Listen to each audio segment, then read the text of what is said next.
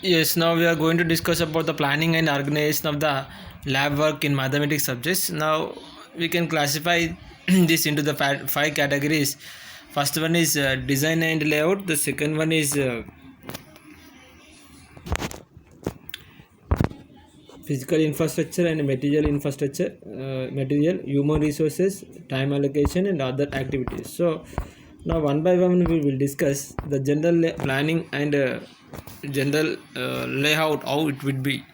So if you take the design, the general layout suggestible of mathematics laboratories as the all the curricular labs like science, mathematics, science, social, English, and other labs. So there is no specific design for the mathematics lab, so we can design in any way which is comfortable to the students and to the accommodation provided by the school management, either it is classroom or any big classroom. So the layout, suggestible layout, is as all the curricular labs we can say. So one how many students could be accommodated in this mathematics lab? That means here general way we can accommodate 32 students in every mathematics lab. So the suggestible strength in groups or individually is only 32 students in every way. In this is a most convenient figure to accommodate in to do the works in a comfortable way. And the design or whatever layout can be changed from for institution to institution, so it may vary in school to school. It's not a specific design. We can change this one according to our classroom management and all these things. So if you see this, we are saying that 32 members or 32 students can be accommodated in the general math lab layout. So if you see, if there is a lab of mathematics in a school, you can see the 32 students can be accommodated with 8 tables, 1 2 3 4 5 6 7 8.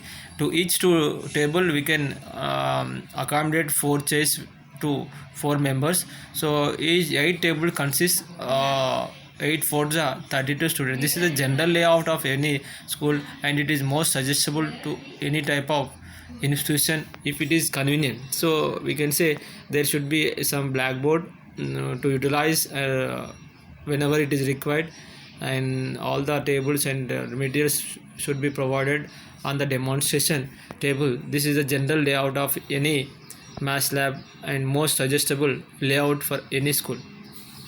And what are the infrastructure and materials, we will learn now. Now the minimum required material should be provided. Minimum required material means we have discussed in the mathematics kit in the previous classes, with some furniture, that means almirahs, few tables, next some fans, some raw material, some essential equipments like geoboard, pegboard. Now, all the materials should be provided to utilize in a proper way to get the things done well.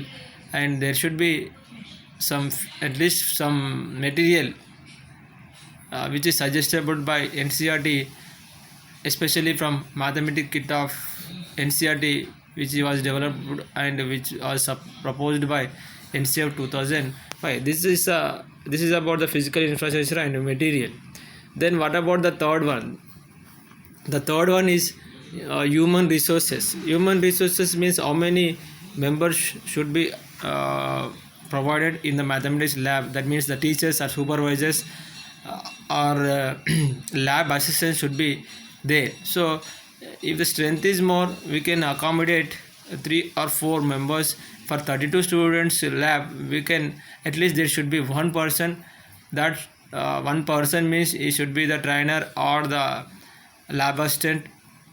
That lab assistant must be mathematics candidate. That means he should have the background of mathematics knowledge, and he should be at least graduate with BSc mathematics, and he should be trained in mathematics subjects in graduation. That means he should possess the qualification of BSc mathematics and B.Ed. And if some other people are there, that is good to facilitate to the students to do the practicals in a easy and most comfortable way. This is about the human resources. Next, what is the time allocation for the activities in the mathematics lab? It is not easy to allocate the time for the activities. Why? Because the syllabus will be very heavy in mathematics subject compared to the other subject. So we should not depend upon the the convenient time. We have to choose at least 15 to 20% of the allocated time for the mathematics subject. Totally we have to utilize only 15 to 20% of the periods throughout the academic year to do the activities in mathematics. So that should be also planned in the timetable, whenever it is convenient to organize or conduct the activities. So the activities timetable or mathematics lab timetable should be inserted in the general timetable of the classroom. Next, then the theory and practical should not go separately. They should go one by one. They should go in parallel. Means after completion of the theory, the students have to go to the mathematics lab and they have to do the practicals based on the theoretical knowledge. So the allocation of the time for the activities should be judicial. Means it should not be more and should not be less. That 15 to 20% of the period should be allotted to the mathematics laboratory work to get the